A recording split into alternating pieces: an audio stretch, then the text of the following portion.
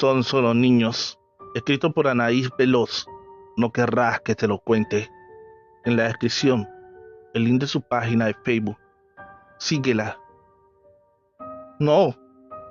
¿Por qué les hicieron esto si solo eran unos niños? Gritaba la dolorida madre. Lo siento mucho. Señora, pero no puede estar aquí, le decía el oficial que estaba a cargo. Por Dios, mi hija. ¿Qué le han hecho a mi pobre hija? En mis 10 años de servicio nunca había visto un caso tan aterrador y que me afectara tanto como el de estos chicos. Recuerdo bien que recibimos una llamada cerca de la medianoche, donde nos informaban que 4 cuerpos semidesnudos colgaban de un puente. Inmediatamente nos dieron la orden que fuéramos a constatar de que aquello fuera cierto. Así que salimos a toda prisa hacia el lugar indicado, y vaya sorpresa que nos llevamos al llegar, pues se encontraba un grupo bastante grande de gente queriendo descolgar los cuerpos. Rápidamente intervenimos para impedírselos, ya que podían contaminar la escena del crimen. Estos furiosos se identificaron como familiares de los jóvenes, y es que para ser sincero, entre tanto ajetreo, no me había percatado en que prácticamente eran unos niños, pues a simple vista no parecían tener más de 16 o 17 años. Los gritos y jalones de las madres de aquellos desafortunados muchachos nos estaban impidiendo hacer nuestro trabajo. Por tal motivo solicitamos refuerzos y el desalojo de los familiares, mientras esperábamos a que llegara el CEMEFO, que es el Servicio Médico Forense, para descolgar los cuerpos. Comenzamos por quitar el enorme letrero que colgaba a espaldas de los jóvenes, la cual estaba escrita con tinta roja, muy parecida a la sangre, que decía lo siguiente: esto les va a pasar a todos los chamacos pendejos que le anden jugando al secuestrador, y para todas las mujeres que se presten a los juegos sucios de esta rata. Si quieren portarse como adultos, se les tratará como tal. Se metieron con las personas equivocadas. Atentamente, el cartel de los Mendoza. ¿Pero qué demonios estarían pensando estos niños?, preguntó uno de mis compañeros. Ambos nos encogimos sin saber qué responder. A los pocos minutos llegaron los forenses, así que era momento de bajar los cuerpos. Recuerdo bien que sus rostros aún reflejaban un terror indescriptible. Sus cuerpos estaban demasiado golpeados y a la jovencita le faltaba parte de uno de sus senos. Estaban cubiertos de sus ojos y amarrados de pies y manos con cinta gris. No cabía duda de que habían sido torturados con brutalidad. Me fui a casa esa noche tratando de olvidar lo sucedido, pero me fue imposible, pues al llegar a mi casa, mi hija Emma de 15 años me esperaba en la cocina. Pero hija, ¿qué haces despierta a estas horas? Son casi las 4 de la mañana. Ay, papá, como no llegaste a cenar, supuse que tendrías hambre y eso no me dejó dormir. No pude evitar llorar ante aquel gesto de mi hija y después de abrazarla por un largo rato, le dije que solo tomaría el jugo porque había comido algo de camino. Me quedé mirándola por unos segundos y no soportaba la idea de siquiera imaginar que mi niña se encontrara en la misma situación de la jovencita del puente. Ahí comprendí que tenía que trabajar muy duro para averiguar qué era lo que había pasado y el por qué el crimen organizado había sido capaz de cometer aquel crimen tan atroz contra esos pobres niños. Durante las investigaciones para esclarecer el caso, quedé totalmente sorprendido al descubrir la clase de monstruosidades que cometían esos jóvenes, pues se dedicaban a robar, secuestrar y extorsionar. Nos dimos cuenta de que tenían varias denuncias en su contra, y es que usaban un método bastante peculiar. La jovencita solía vestirse de manera bastante provocadora. Se quedaba fuera de los antros o bares fingiendo haber tenido una terrible pelea con su novio, y esto servía para que algún hombre incauto se ofreciera a consolarla. Después de ella sugerir querer estar en un lugar más íntimo y darle la dirección del más cercano motel, los otros 3 jóvenes los seguían hasta lograr cerrarles impidiéndoles el paso, y bajando con armas de grueso calibre, despojaban al hombre del vehículo, cartera y reloj, para después darle tremenda golpiza hasta dejarlos inconscientes. Aunque claro, Si el tipo se veía de una familia acomodada, estos lo ataban y lo tenían cautivo hasta que pagaban el rescate. ¿Pero entregaban a los secuestrados?, preguntó mi jefe. No, ellos jamás regresaban a las personas. ¿Y los carros cómo es que los conseguían? Le parecerá absurdo, jefe, pero esos pequeños diablillos usaban los carros de sus padres para cometer semejantes actos. Vaya, por eso fue que los mataron, ¿no? Según las investigaciones y la información recaudada, estos habían cometido el peor error de su vida, pues se les ocurrió querer secuestrar al hijo del jefe del cartel de los Mendoza. Al salir del bar El Diamante, la jovencita lo cautivó, casi de inmediato, y al dirigirse para el motel, el joven se percató de que lo venían siguiendo. Él, en su afán por evadirlo, le dijo a la chica que pararía en una estación de gasolina para entrar al baño. Ella aceptó, de no muy buena gana, y eso le dio tiempo para llamar a la gente de su padre, que le ordenaron retornarse al bar sin levantar sospecha que ellos iban en camino para auxiliarlo. Fue entonces que, al poner el carro en marcha y retornarse al bar, la chica comenzó a ponerse nerviosa. Lo golpeaba tratando de moverle el volante para dirigirse al motel, pero sus intentos fueron en vano, pues a los pocos minutos se podían ver 15 camionetas yendo de frente hacia ellos. El joven frenó su carro bruscamente, provocando que la chica se golpeara en la cabeza con el tablero de aquel lujoso auto. Los tres chicos se bajaron de la camioneta que los perseguía para toparse con la peor de sus sorpresas, pues en cuestión de segundos, hombres fuertemente armados bajaron de las 15 camionetas y los sometieron en segundos. Intentaron llevarse a la chica, pero el chico Mendoza se los impidió, diciendo: de esta me encargo yo. Fueron torturados por varias horas, siempre culpándose los unos a los otros para intentar salvar su vida, pero todo fue en vano. El error que cometieron fue imperdonable. Se metieron con la gente equivocada, le gritaba el menor de los Mendoza a la chica mientras le arrancaba el seno a mordidas. Después de torturarlos, grabaron un video donde contaban detalladamente la forma en la que cometían sus fechorías. Afortunadamente el video no logró tener mucha difusión. Bueno, y los padres de estos muchachos sabían en qué andaban metidos sus hijos. No, hombre, ¿cómo crees? Esos pobres ni enterados. Les ha pegado muy duro darse cuenta de lo que hacían sus hijos y la forma tan cruel en que fueron exhibidos. ¿Y tú sabes bien qué están haciendo tus hijos hoy? Trovadores, muy buenas noches. Sería de gran ayuda que compartan las historias de nuestro amigo Alex Morales Gómez, escritor de la siguiente historia. En la descripción, el link de su página de Facebook. Síguelo. Las brujas de Las Aguas. Las Aguas es un corregimiento del municipio de Garzón, Huila. Desde 1692 se hizo famoso porque allí se practicaba la brujería. Todo porque hombres del Santo Oficio, la Inquisición, encontraron unos indios practicando la hechicería. La realidad es que estaban llevando a cabo un ritual ancestral de su tribu. Desde ese entonces se reconoce a Las Aguas como el pueblo de las brujas. Años después de este suceso, don José de Candamela, sospechando que una de sus esclavas practicaba la brujería, todo porque la vio dándole una bebida a su pequeño para el dolor de estómago. Este la azotó hasta hacerla confesar su pacto con el demonio. También le dijo que si no confesaba cuáles eran sus cómplices, la azotaría hasta matarla junto con su hijo. Esta, sin saber qué hacer, acusó a otras dos mujeres negras y esclavas de brujería.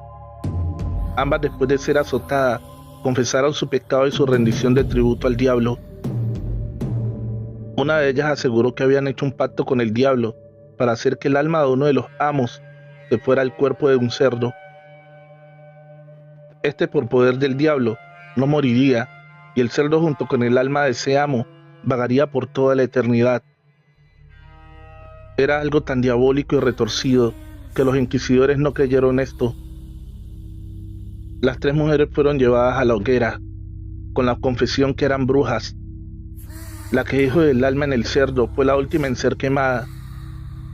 Así que José de Candamela se le acercó y le preguntó quién era el hombre que perdería su alma en un cerdo. Ella lo miró con maldad. A pesar que iba a morir quemada, sus ojos solo irradiaban maldad y odio. Le respondió: la tuya. No dijo una palabra más. El hombre cayó de rodillas. La vio cómo la consumía el fuego sin lanzar un solo grito de dolor. El hombre volvió a sus quehaceres. Muchos estaban orgullosos de él, porque había cumplido con el deber de todo cristiano de erradicar el mal, representado en la brujería y la herejía. Pero él no estaba tan satisfecho. Lo que aquella mujer le había dicho lo tenía preocupado y trastornado. Tan fue así que hizo vender o regalar todos los cerdos que habían en la hacienda. No quería que uno de estos fuera el portador que se llevara su alma. Vivía en una constante zozobra. El terror de perder su alma lo acompañaba día a día. Una vez que iba al pueblo, se encontró 3 cerdos solos en el camino. Él retrocedió sin percatarse que había una pequeña roca. Esta lo hizo caer y darse un golpe en la cabeza. Perdió la vida de inmediato. Un hombre junto con su esclavo lo encontró en el camino y lo hizo llevar al pueblo. Allí se dijo que las brujas lo habían matado. De los cerdos no se dijo nada, pues nadie los había visto.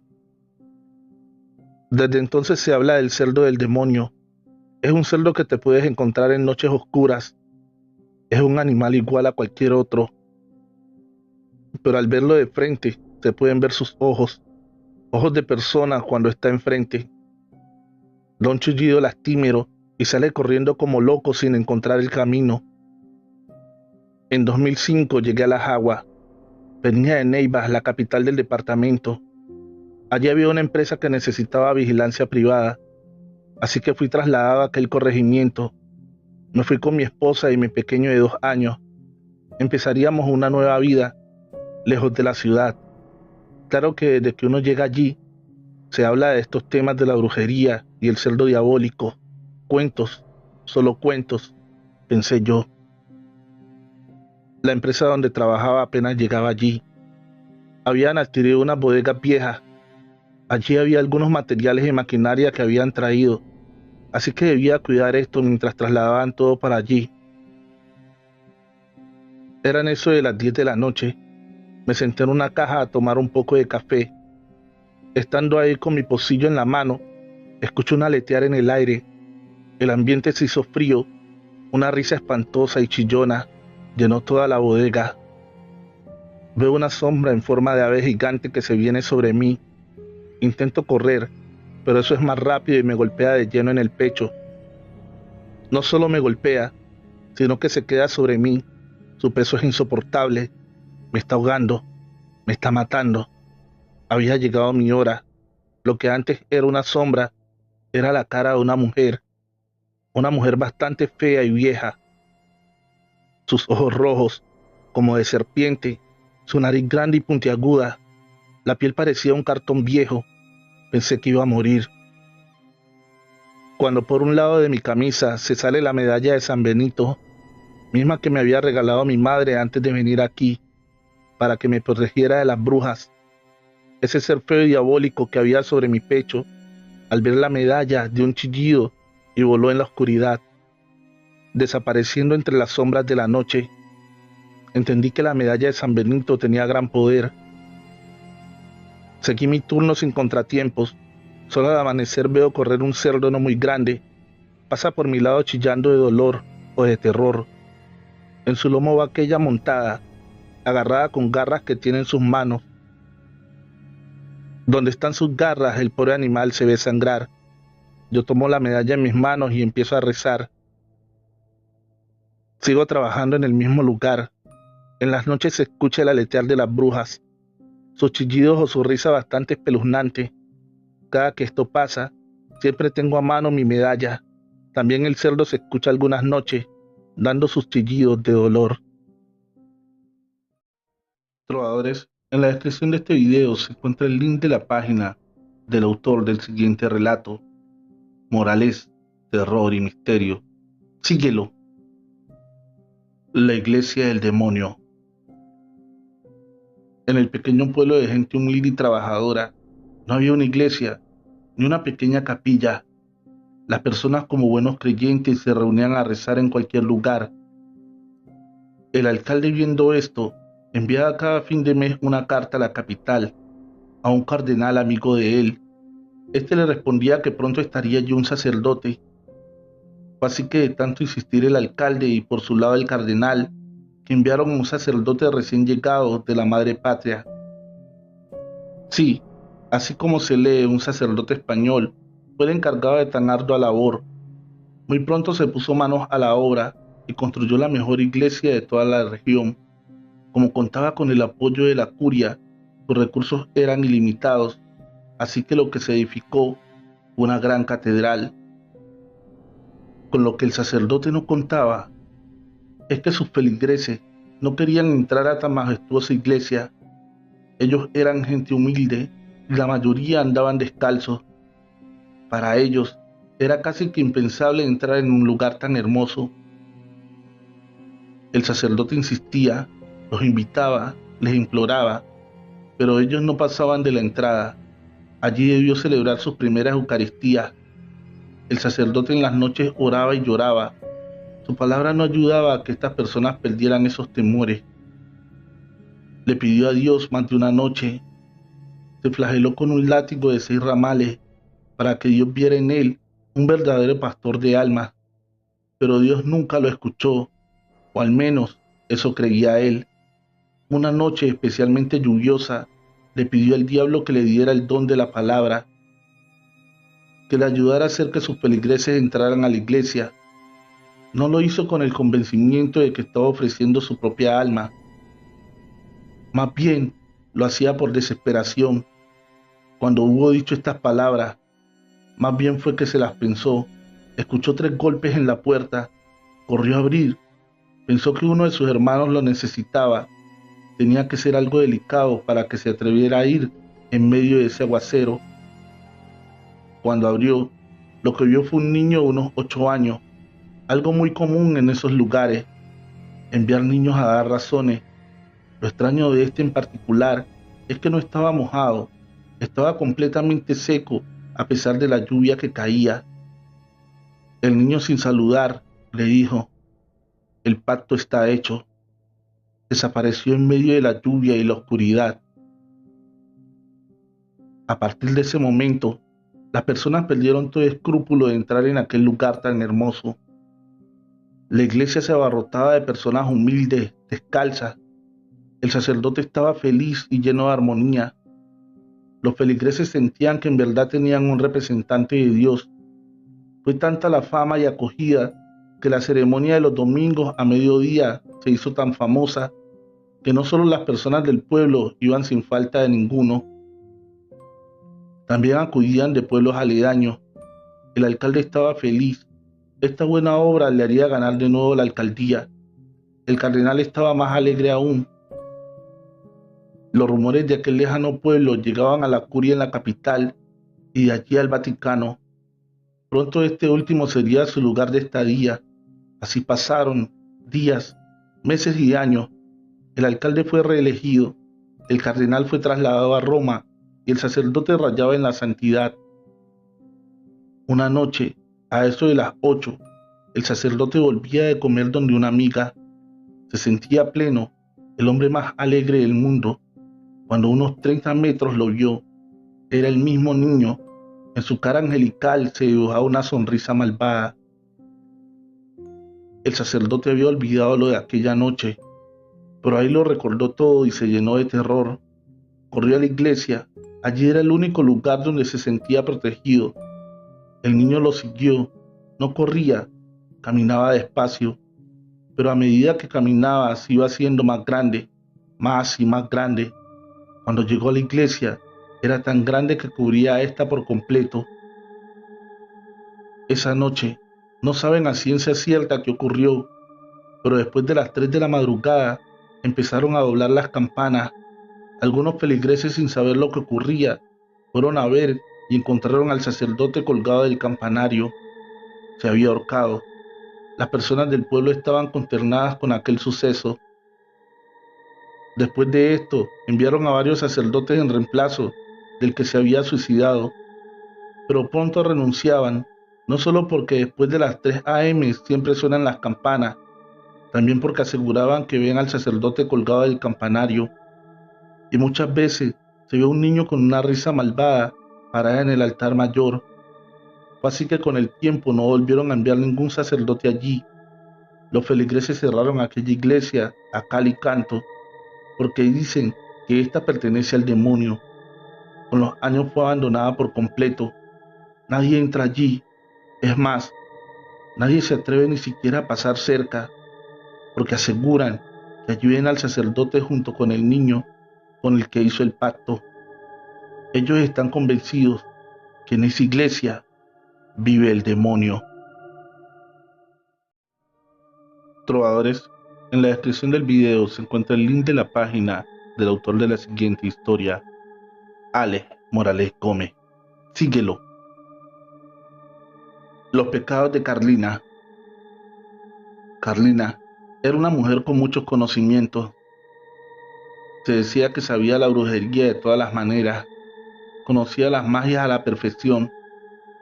En un tiempo fue consultada por hombres y mujeres adinerados y prestigiosos. Entre las muchas cosas que dicen que practicaba estaba la santería. Todo esto se decía de Carlina, porque en la actualidad solo era una anciana que vivía de la caridad de los demás. Yo era uno de estos que subía a llevarle algo de víveres a Carlina. Ella me ofrecía una taza de café y hablábamos de diversos temas, de política, de la guerra civil y cosas así. Solo una vez me habló del tema de brujería y sus conocimientos.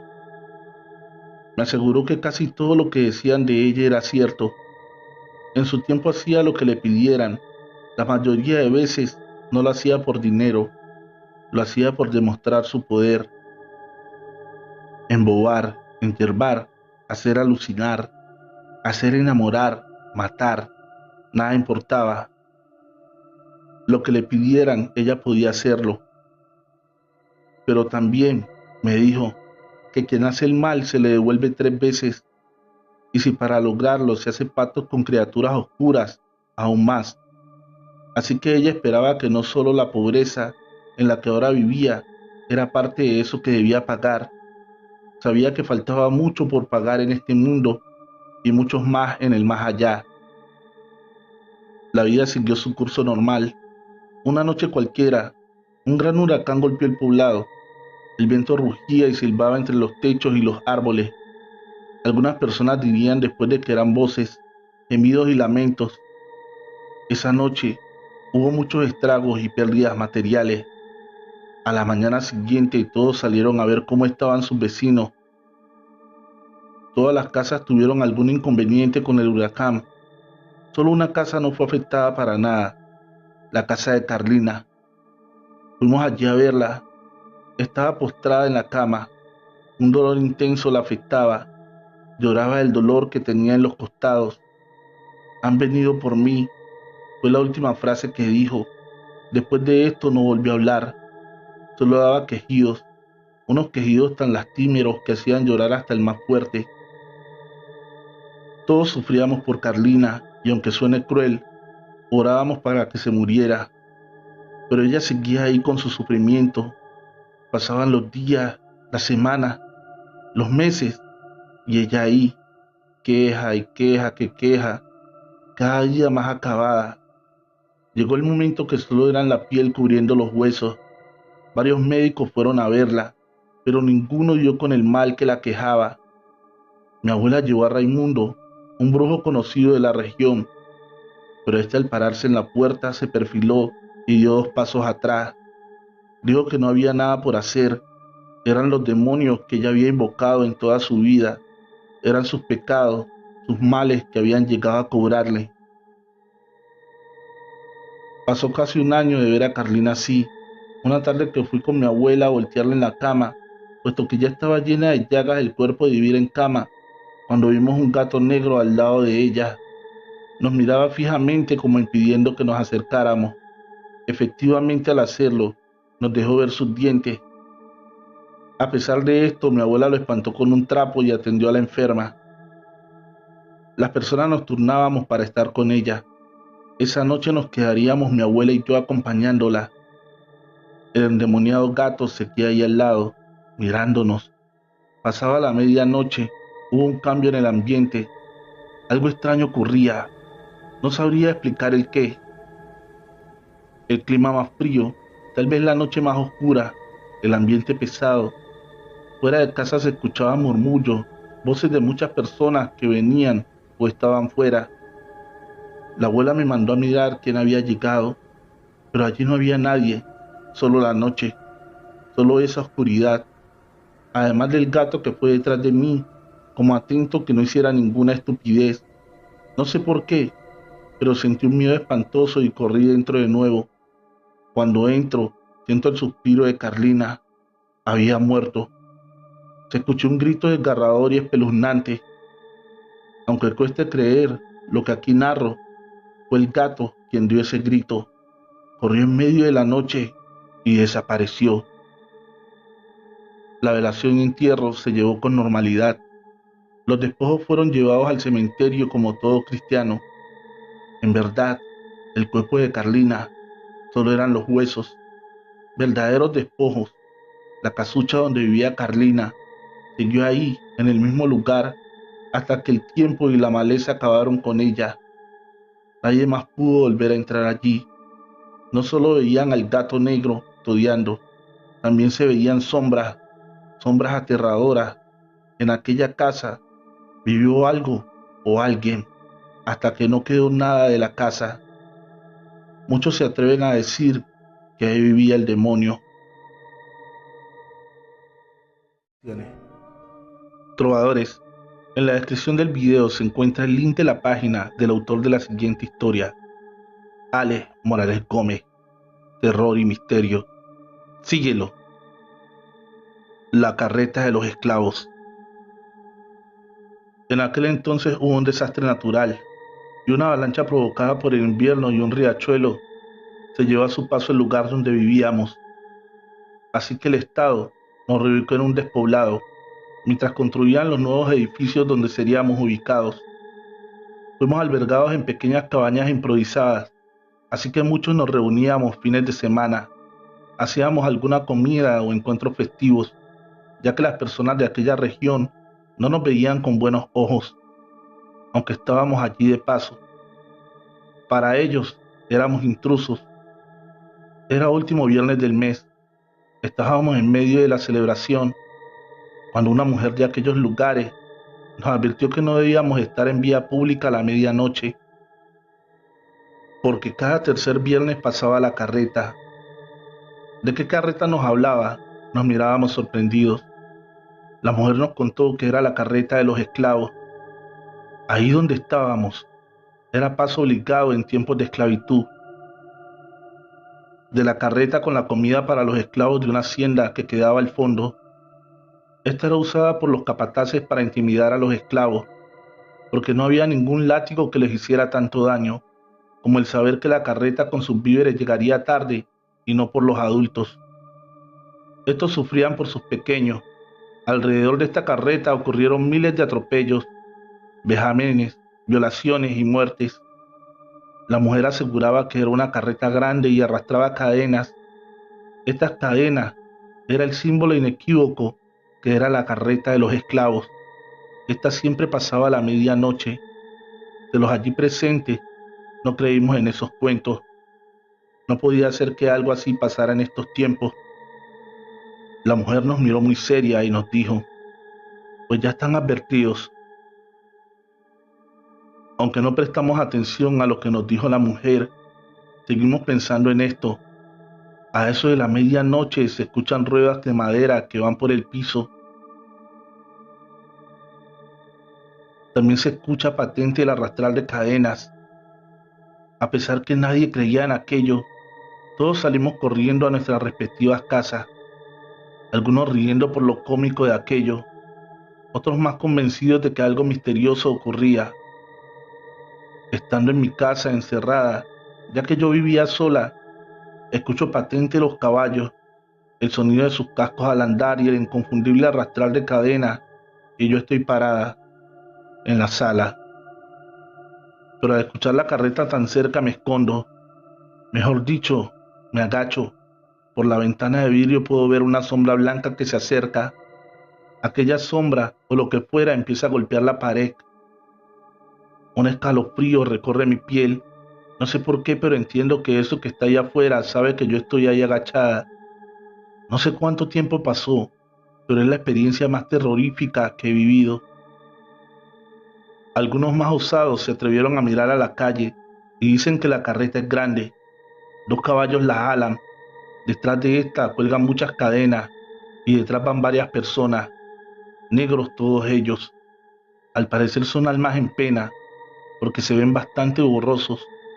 A pesar de la oscuridad y que no se ven bien definidos, en sus ojos se refleja la tristeza. Después de esto no volvimos a estar ahí el tercer viernes, pero siempre escuchábamos pasar la carreta de los esclavos. Se cree que donde estábamos asentados fue un cementerio de esclavos. Allí ocurren cosas bastante extrañas o paranormales. A los pocos días llegó a vivir conmigo un hermano. Como él estaba sin trabajo, del mismo estado que nos tenía allí mientras construían nuestras casas, contrataron a mi hermano y unos amigos para cuidar el lugar. Cuenta mi hermano que ocurría algo muy extraño. Había una pila de bloques que tenían allí arrumados, precisamente para llevar a donde estaban construyendo para nosotros. Pero mi hermano dice que siempre que pasaba los veía diferentes. No es que desaparecieran o se los robaran, simplemente los movían. Así que mi hermano y uno de sus compañeros se ponen al pendiente y un poco retirados para poder sorprender a quien hace aquello. Se quedan vigilantes. De un momento a otro ven una mujer y un niño al lado de los bloques. La mujer pareciera que lavara ropa y el niño jugaba con los bloques apilándolos en diferentes lugares. Mi hermano asegura que estos no llegaron de ningún lado, solo aparecieron ahí. Ellos dos corren a ver qué pasa, pero al llegar al lado de los bloques allí no hay nadie. Desaparecieron. A pesar de ser 2 hombres adultos, el miedo que les produjo aquello fue terrible. Igual se quedaron donde habían estado vigilantes. Esto ocurrió a eso de la medianoche. Media hora después, escuchan el lamento de una mujer. No hay nadie, pero el lamento sale del mismo lugar donde vieron la aparición. Así que ellos corren a casa gritando que ese lugar está endemoniado. Mi hermano llega a mi casa gritando que le abra pronto la puerta, que lo sigue una mujer. Él asegura que era la misma mujer que estaba con el niño. Al verlo llegar así, me asomo afuera, pero no veo a nadie. Él con un poco más de confianza mira por la ventana, grita desesperado que sí, que ahí está afuera. Esa misma noche, otro de los jóvenes que vigilaba, pero estaba por el lado contrario de mi hermano, va caminando tranquilo cuando a la distancia ve a una chica sentada. Aunque es oscuro, puede ver que sus rasgos son bastante sensuales, así que empieza a decirle algunos cumplidos y se acerca con tranquilidad. Cuando está a unos pocos pasos de ella, esta voltea a mirarlo. Él está convencido que tendrá una buena charla. Cuando aquella que lo mira es una mujer sin rostro, en lugar donde debería estar su cara, solo está la oscuridad. Aunque él vio cuando volteó la cabeza, ahora podía ver que aquella mujer no tenía cabeza. Dio un grito de terror y salió corriendo. Un tiempo después nos reubicaron en nuestra nueva casa, pero nunca olvidaremos las experiencias vividas en aquel lugar.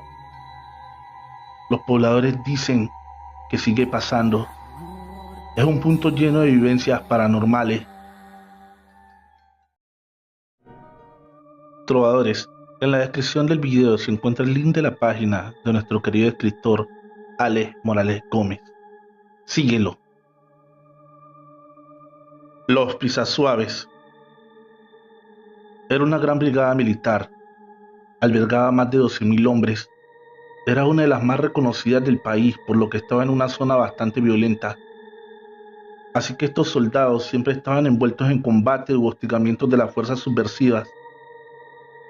Tenían la mayor seguridad de todos los regimientos militares. Asdrúbal era un joven tímido. Su primera salida de casa precisamente era prestar su servicio militar. Él se sentía pleno por esa aventura. Campesino enseñaba a trabajar con su padre en las labores del campo. Sus expectativas de empleo u otras eran pocas. Trabajar el agro, conseguir una buena mujer y tener familia, ayudar a sus padres que ya estaban bastante viejos. La libreta militar era un punto a favor, por eso quiso presentarse como voluntario para soldado regular. Asdrúbal fue designado a esta brigada. Su pueblo natal quedaba bastante alejado del lugar donde llegó a prestar su servicio militar. Fue uno de los mejores en el entrenamiento. Era un joven que acataba las órdenes, así que nunca tuvo problemas con la cadena de mando. Los domingos era día de visita y aunque Asdrúbal no tenía a nadie conocido allí, la brigada se llenaba de chicas que querían interactuar con los militares. Fue así como Asdrúbal conoció a Janet, una linda chica de la región. Ella era quien llevaba la voz cantante en esta relación. Fue ella quien lo abordó, se presentó y se hicieron amigos. Más que amigos, enamorados, confidentes a pesar que el entrenamiento les advertían no dar información de lo que allí ocurría o del lugar. Asdrúbal, ciego de amor, le contaba todo lo que Janet le preguntaba: horarios, movimientos de tropas y armamento. Así le confesó que él sería reubicado en una base que daba entrada a la brigada por la montaña. Él y 10 soldados más. Todos los viernes estaría ahí después de las 12. Le correspondía el puesto de centinela. Él debía vigilar hacia el bosque. Solo había un punto neurálgico de seguridad, así que solo se necesitaba de un centinela. Asdrúbal estaba perdidamente enamorado, pero a pesar de esto, Janet sabía que no cedería en su deber, o no como ella quería. Así que le regaló un tabaco y una foto de ella, para que fumara en su turno de centinela y la recordara. A pesar que fumar también estaba prohibido, a Asdrúbal le pareció una falta menor. Viernes a las 2:10, Asdrúbal saca la foto de Janet, la besa y encendió el tabaco. Apenas dio las primeras caladas, se sintió mareado.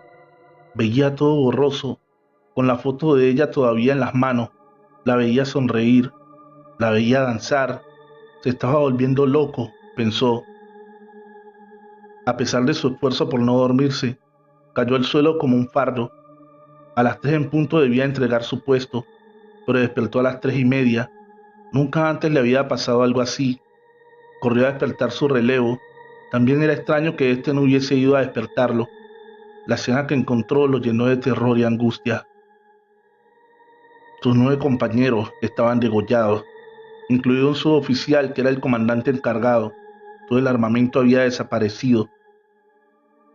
Él activó la alarma del pánico y fue esto lo último coherente que hizo.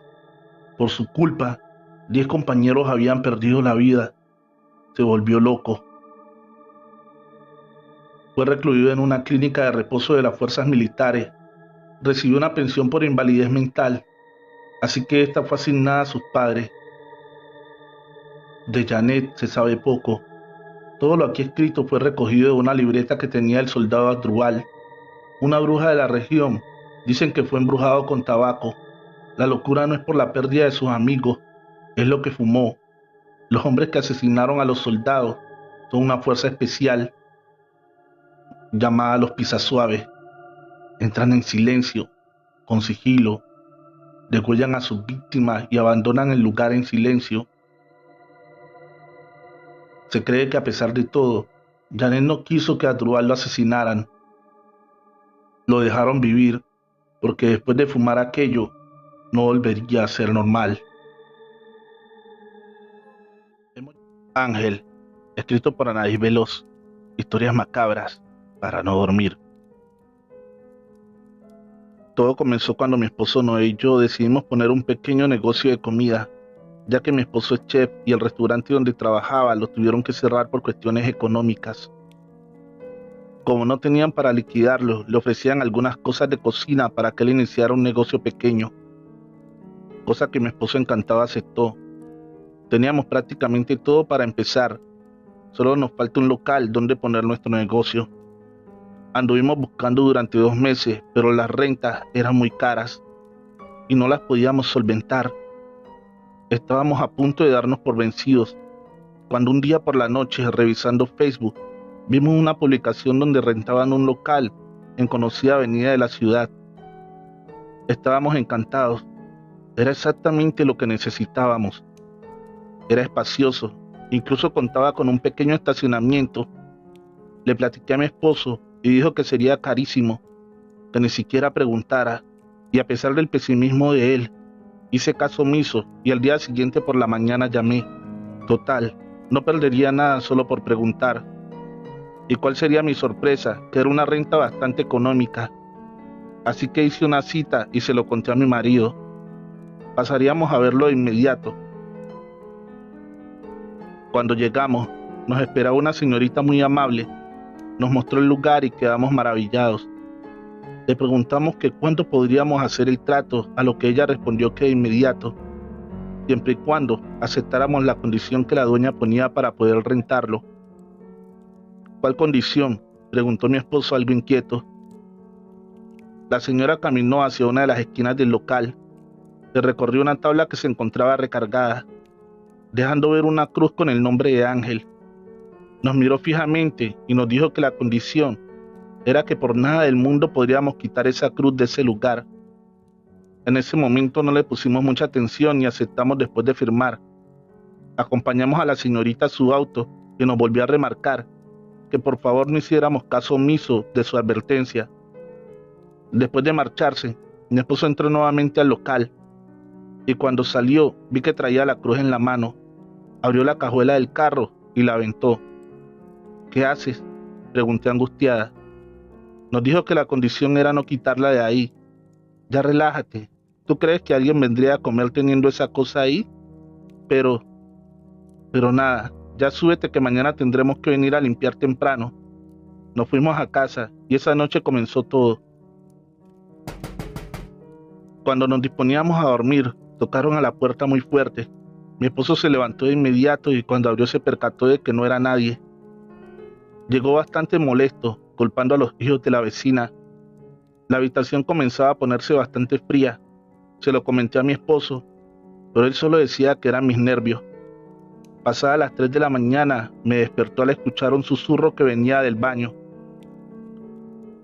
Fui a ver que todo estuviera bien, pero ¿cuál sería mi sorpresa al abrir la puerta del baño?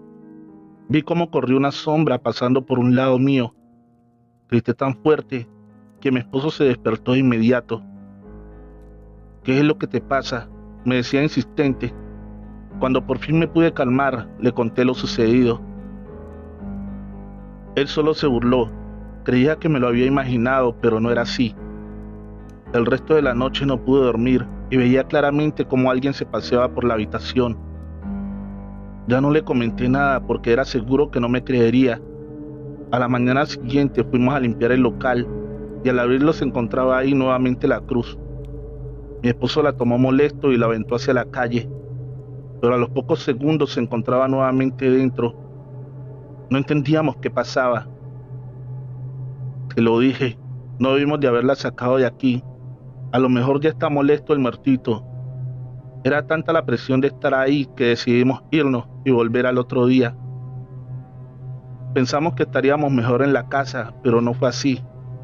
Al llegar a la casa, la cruz estaba sobre la mesita del centro de la sala. Ya fue cuando mi esposo empezó a creer lo que vi la noche anterior. Él, muy nervioso, decidió llamarle a la señorita que nos había rentado para contarle lo sucedido. Ella, muy molesta, nos dijo que ya era nuestro problema, que ella nos había advertido que no la quitáramos, pero como nosotros no hicimos caso, tendríamos que resolverlo solos. Lo miré angustiada y él dijo que no me preocupara, que él se encargaría de todo. Así que salió a toda prisa con la cruz en la mano para volverla a colocar en el local. Dice que cuando llegó se encontraba un joven hincado donde se suponía que debía estar la cruz. Fue algo bastante aterrador.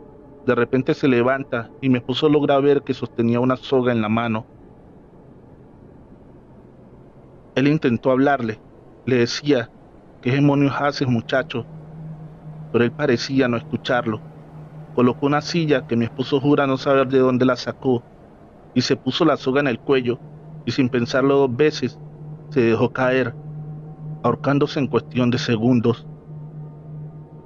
Cuando llegamos, mi hermano y yo lo encontramos desmayado en medio de aquel local, y cuando al fin pudo volver en sí, de inmediato preguntó por el muchacho que se había ahorcado, pero nosotros no entendíamos de lo que nos hablaba. Cuando se calmó, nos pudo contar todo. Fue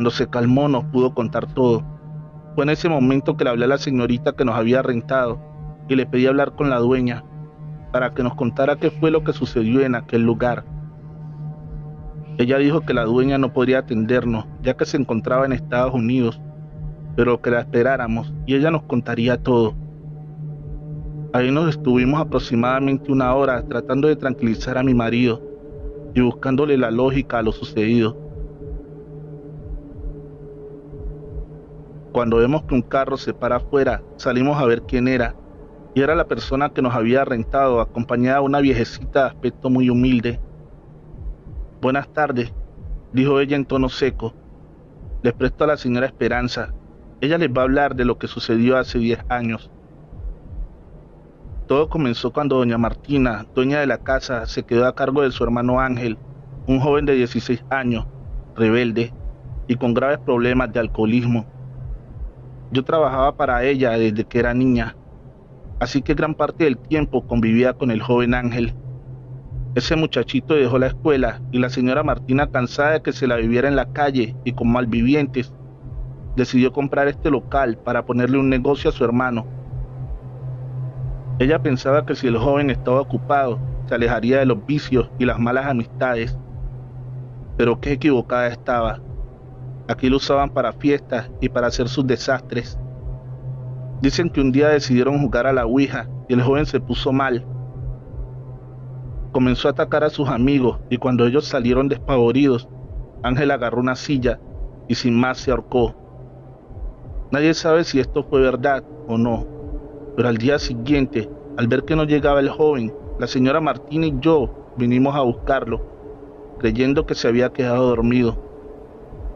¿Y cuál sería la sorpresa tan terrible que nos esperaba? Al abrir la puerta, el joven Ángel colgaba de uno de los arcos con la boca llena de moscas y la lengua a mitad del pecho. Lo raro de todo esto es que al velorio nadie asistió.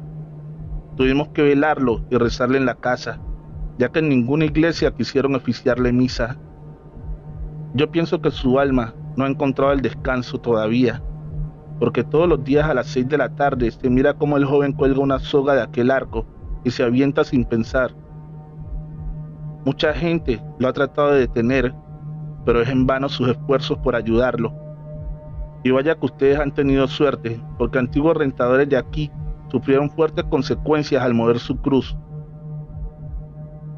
Nos quedamos helados al escuchar todo esto, así que decidimos dejar el local. Aún sigue en renta y cada que puedo voy a dejar una veladora afuera de aquel local y elevo una plegaria pidiendo por el perdón de aquella alma que aún no puede descansar en paz.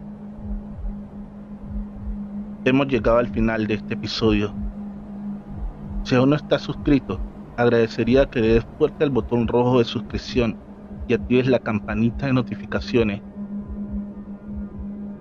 Mariana, escrito por Anaís Veloz, historias macabras para no dormir. Hola, mi nombre es Nora. Mi relato es muy pequeño pero muy difícil de olvidar. Hace un año, mi hijo Esteban de 8 años tuvo un pequeño accidente. Se cayó de una bicicleta y tuvo varios golpes y raspones, por lo cual lo tuve que llevar al hospital general. Al llegar ingresaron a mi hijo de inmediato, comenzaron por limpiarle las heridas y fue donde se dieron cuenta que podría tener una posible fractura en el brazo derecho, por lo cual me pidieron que esperara afuera. Fui y me senté un rato cuando de repente se siente una niña de escasos 7 años a mi lado, bastante golpeada y con un suero en su pequeña y frágil manita. «Hola», me dijo sonriendo. «Me llamo Mariana». «Hola Mariana», le contesté. «Yo me llamo Nora». «¿Y qué haces aquí?», me preguntó sin perder tiempo. Me causó tanta ternura su interés hacia conmigo, una perfecta desconocida. «Vine a traer a mi hijo que está igual de lastimado que tú». Me miró por un momento sin decir palabra alguna. Después de unos segundos, me dijo: «Tú también golpeaste a tu hijo». Reí nerviosa y le hice saber que mi hijo había tenido un accidente, que por eso me encontraba ahí, y le pregunté: «¿Y a ti qué te pasó, Mariana?». «A mí me pegó mi papito porque me porté mal. Pero sabes, Nora, yo lo sigo queriendo mucho. Se lo puedes decir, lo puedes hacer por mí. ¿Y por qué no se lo dices tú? Si tienes miedo, yo te puedo acompañar». Pero ella me dijo que no, pues creía que su papá seguía enojado con ella. Entonces fue que accedí y le pregunté que dónde estaba, y ella me señaló afuera, hablando con la policía. Decidí ir de inmediato, ya que no tardaría mi hijo en salir. Estaba el señor discutiendo y llorando con la policía. Creí que era muy buen momento para calmar los ánimos. El señor se veía que estaba arrepentido de lo que había hecho, así que me acerqué y me presenté. «Hola, muy buenas noches. Mi nombre es Nora, y Mariana me pidió que le dijera por favor que lo perdonaba y que lamenta haberlo hecho enfadar, que cuando salga de aquí se portará mejor». Suspiré y sentí como me quitaba un peso de encima. Cuando veo que el hombre se acerca a uno de los policías y le arrebata el arma, dándose un balazo justo frente a nosotros. No podía creer que lo había hecho. Pensé que esto lo pondría mejor, así que quedé totalmente en shock y me desmayé. Cuando desperté, estaba mi esposo al lado mío y me dijo que no me preocupara, que todo estaba bien, que el niño estaba en casa de mi mamá. Eso me tranquilizó bastante. Ya más calmada, mi esposo me explicó que el señor lo estaban deteniendo porque su hija había fallecido a causa de los golpes que le habría propinado. No podía creer todo lo que mi esposo me estaba contando. La siguiente noche soñé con Mariana y la veía totalmente feliz, y me dio las gracias y me dijo que ahora jugaba de nuevo con su papá. Nunca más volví a verla o soñar con ella, pero es algo que hasta la fecha no he podido superar. El paramédico, escrito por Anaís Veloz. Historias macabras para no dormir. Hola, me llamo Raúl, y aunque mi historia es muy corta, me gustaría relatárselas. Yo soy paramédico, y un día jueves por la noche hablaron de seguridad pública para que fuéramos a cubrir un servicio por lesiones causadas por violencia doméstica. Mi compañera de turno era Graciela, una mujer con mucha experiencia y que no se doblegaba fácilmente, al menos hasta esa noche. Llegamos al domicilio y ahí se encontraba una unidad de policía y nos hacen indicación de que la paciente está adentro. Una mujer de 32 años. Tenía diversos golpes, pero gracias a Dios solo heridas superficiales. La notábamos bastante nerviosa. No le tomamos mucha importancia porque los pacientes de este tipo suelen tener crisis postraumáticas. Graciela trataba de hablar con ella mientras le curaba las heridas para tratar de tranquilizarla, pero ella repetía una y otra vez que necesitaba salir. Y al preguntarle qué era eso tan importante que tenía que hacer, nos dice que cuando su marido la comenzó a golpear, su hijo de 8 años había salido corriendo y aún no había regresado. Terminamos de curarla y le comentamos a la policía lo que había dicho la mujer, para que estuvieran al tanto y le brindaran ayuda. Nos despedimos y nos subimos a la ambulancia. Estábamos prendiendo un cigarrillo cuando nos tocan la puerta, y era un pequeño niño. Graciela baja completamente el vidrio y le pregunta en qué le podemos ayudar. El niño inocentemente pregunta que si somos doctores, a lo que le decimos que no, pero que también podemos curar, y somos los que llevamos a los pacientes con los doctores. Entonces el niño dibuja una sonrisa en su rostro y nos dice que si podemos ayudar a un niño que está tirado calles atrás, pero que nos demos prisa porque hay mucha sangre tirada y tiene mucho frío. Yo, un poco nervioso y dudoso de lo que me estaba diciendo, le pregunté que qué le había pasado a su amiguito, y él dice que su papá le había pegado a su mamá y que el niño corrió a avisarle a su abuelito, y cuando el niño iba caminando, su papá le pasó el carro por encima. Creo que iba muy enojado, dijo algo triste en ese momento. Recuerdo lo que nos había contado la señora, Me bajé a toda prisa y se lo conté a los policías. Entonces la señora nos dijo que ella nos llevaría a casa de su papá. Cuando salimos, el niño ya no estaba. Supusimos que se había asustado y se había ido. Nos pusimos en marcha y a unas cuantas calles vimos cómo el cuerpo de un niño estaba tirado en medio de la carretera. La mamá lo reconoció de inmediato y se bajó a toda prisa. Nos gritaba que lo ayudáramos, pero ni mi compañera ni yo podíamos mover. Ese niño que se encontraba tendido en el piso fue el niño que minutos atrás nos pedía ayuda. Lamentablemente, nada se pudo hacer con ese pobre niño. Llevaba varios minutos muerto. Pusimos una manta blanca para tapar el cuerpo y desde ese día jamás he vuelto a hacer un turno de noche. Hemos llegado al final de este episodio. Agradecería que por favor le des fuerte al botón de suscripción y actives la campanita de notificaciones para que no te pierdas más historias como estas. Feliz noche, trovadores, amantes de cuentos de terror.